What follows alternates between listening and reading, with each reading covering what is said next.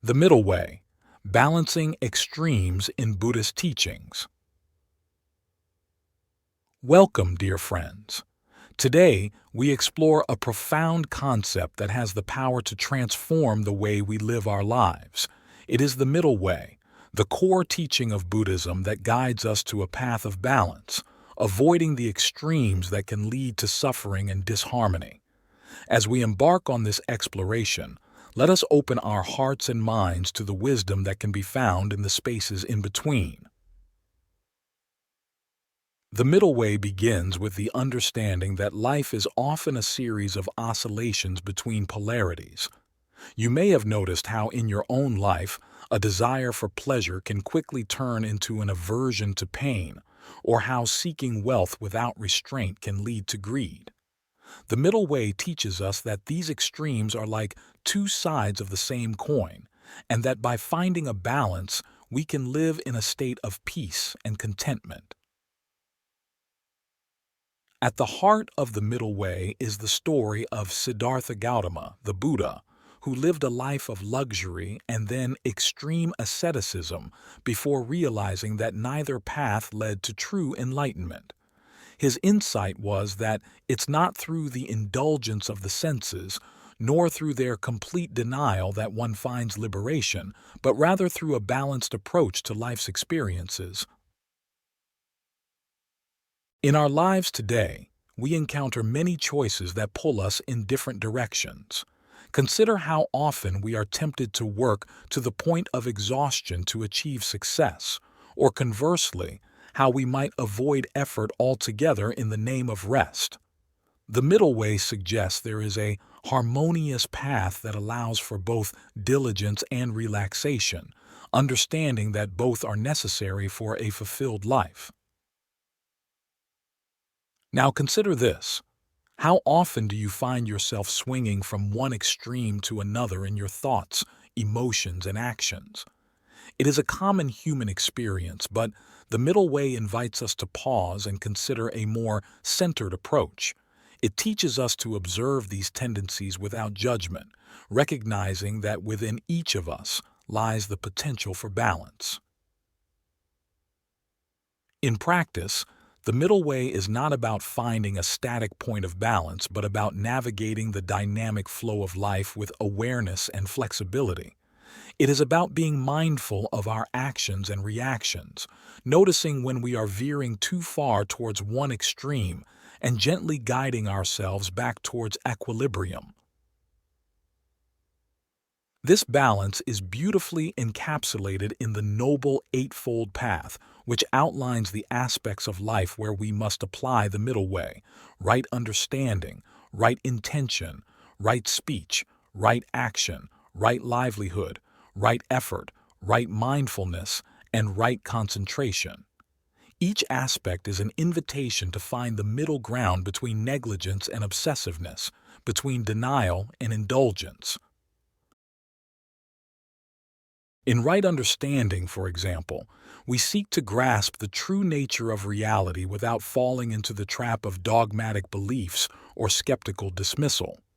In right effort, we learn to apply ourselves diligently without succumbing to burnout or laziness. And in right mindfulness, we cultivate present moment awareness, neither clinging to experiences nor pushing them away. The application of the middle way also extends to our emotional world. How many times have we fluctuated between intense attachment to someone or something and complete disengagement? The middle way teaches us that love does not have to be possessive, nor does independence have to be cold. There is a compassionate space where we can care deeply without being overwhelmed by our emotions. As we integrate the middle way into our lives, we begin to see its transformative power. We find that we can pursue our goals with passion while remaining detached from the outcomes. We learn to enjoy life's pleasures without becoming enslaved by them, and we face life's pains with resilience without being defined by them. But the middle way is not only about our internal experience. It extends outward to our interactions with the world. In a society that often values extremes, the wealthiest, the most successful, the most powerful, the middle way invites us to question these measures of worth. Instead, it encourages us to find value in simplicity, generosity, and kindness. Consider how our world might change if more of us adopted this balanced approach. Imagine communities where cooperation and mutual respect outweigh competition and conflict. Picture societies where the environment is cared for with the same attention that we give to economic growth. The middle way does not ask us to reject the world or to embrace it without discernment. It asks us to engage with the world mindfully, recognizing our interconnectedness and the impact of our choices. It invites us to see that in every moment we have the opportunity to choose a path of harmony and balance. As we continue to explore the middle way, we will delve deeper into how we can apply this teaching to various aspects of our lives. For now, reflect on the areas of your life where you might be leaning too far towards one extreme. What would a more balanced approach look like for you? Harmonizing duality, embracing equilibrium in life's dance. As we proceed further into the exploration of the middle way, it is essential to grasp the nature of duality that exists within and around us. Life is often a dance of dualities, joy and sorrow, birth and death, success and failure. These are the rhythms to which the world moves, and our participation in this dance can either be harmonious or discordant, depending on our understanding and application of balance.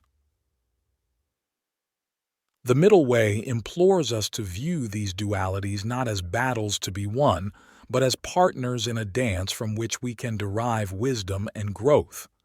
It is through harmonizing these apparent opposites that we can move gracefully through life, embodying the equilibrium that the Buddha spoke of.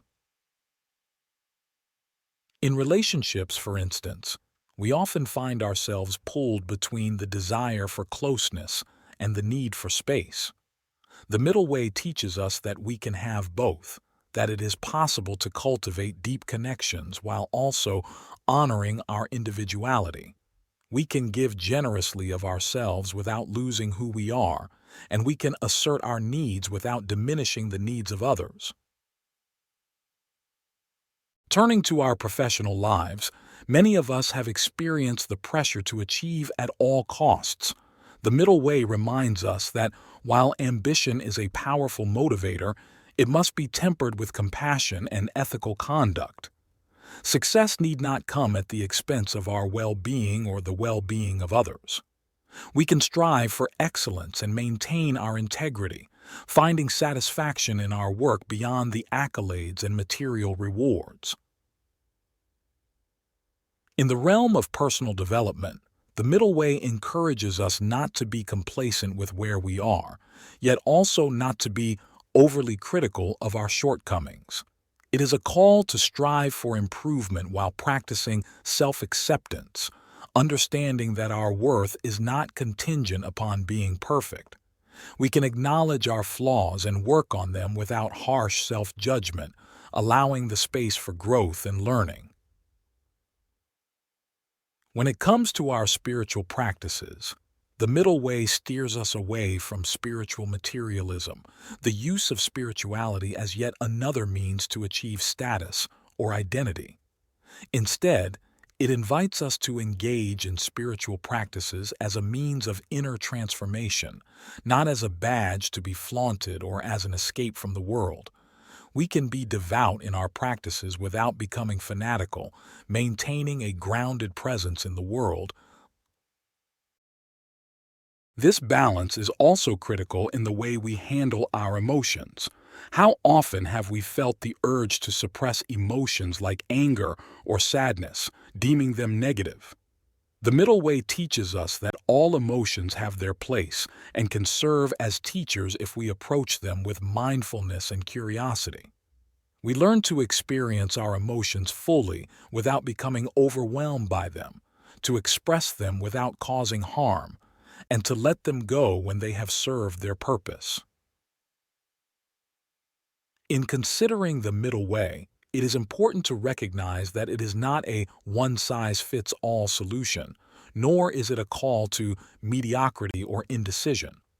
It is a dynamic and nuanced path that requires us to be actively engaged in the process of discernment, to make choices that are aligned with wisdom and compassion in each unique situation. As we walk this path, we must also be wary of the subtle ways in which we can fall into extremes under the guise of balance. For example, we may use the concept of the middle way to avoid difficult decisions or to justify inaction in the face of injustice. True balance is not passivity. It is the active pursuit of what is right and good, with a clear understanding of the middle path that avoids the pitfalls of extremity.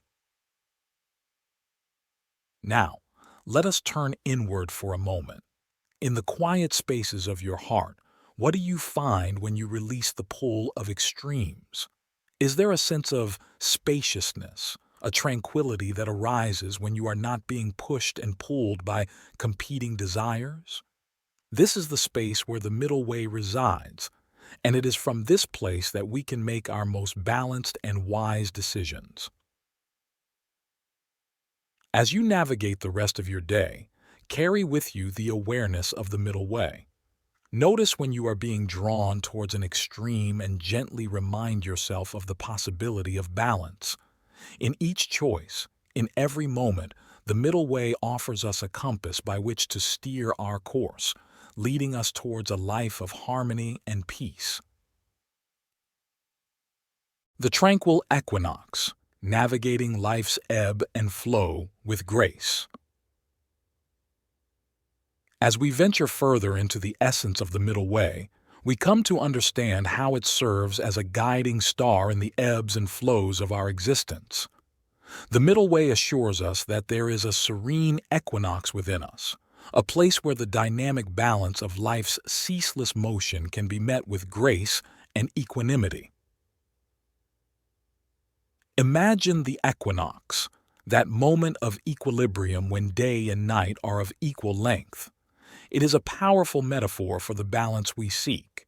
Just as the equinox exists within the natural order of the cosmos, so too does a point of inner balance exist within the complexities of our human experience. This equilibrium is not static. It shifts and changes with the seasons of our life, asking us to adapt and flow with the changes. In the pursuit of this tranquil equinox, we must consider the role of mindfulness. Mindfulness is the practice that anchors us in the present moment, enabling us to observe the movements of our mind and the sensations within our body without getting swept away. It is through mindfulness that we can discern the subtle shifts towards imbalance and gently guide ourselves back to the center. When we become mindful of our thoughts, we start to see how they influence our emotions and actions. A mind that swings from pessimism to unrealistic optimism can create a tumultuous inner landscape. The middle way encourages a mindful optimism, one that acknowledges challenges without becoming mired in them and that recognizes opportunities without becoming attached to specific outcomes. This perspective extends to how we approach our health and well-being. In a world where we are bombarded with messages about the ideal body or the perfect diet, the middle way invites us to care for our bodies with wisdom. It is the balance between nurturing ourselves and not becoming obsessed with physical appearance or dietary perfection. We learn to listen to our bodies, providing them with exercise, rest, and nutrition without succumbing to the extremes of neglect or obsession. In our interactions with others, the middle way becomes a bridge between self-assertion and empathy. We learn to stand up for ourselves, to express our thoughts and boundaries clearly, while also remaining open and receptive to the perspectives of others. It is a delicate balance that fosters healthy relationships built on mutual respect and understanding. As we engage with the wider world, particularly in times of social and political upheaval, the middle way stands as a beacon of moderation and wisdom. It teaches us to fight for justice and truth without becoming consumed by anger or hatred. It encourages us to be passionate advocates for change while remaining anchored in inner peace and compassion. The middle way also guides us in the use of technology and media. In an age where digital devices can dominate our attention, it calls us to engage with them mindfully, using them as tools to enhance our lives without allowing them to dictate our lives. We find balance in staying informed and connected, while also creating space for silence, nature, and real-world connection. This concept of balance is not only a personal endeavor but also a collective one. The middle way can inspire communities and societies to find sustainable ways of living that honor both the needs of the individual and the welfare of the collective. It envisions a world where economic development does not come at the cost of environmental degradation, where progress includes the well-being of all beings.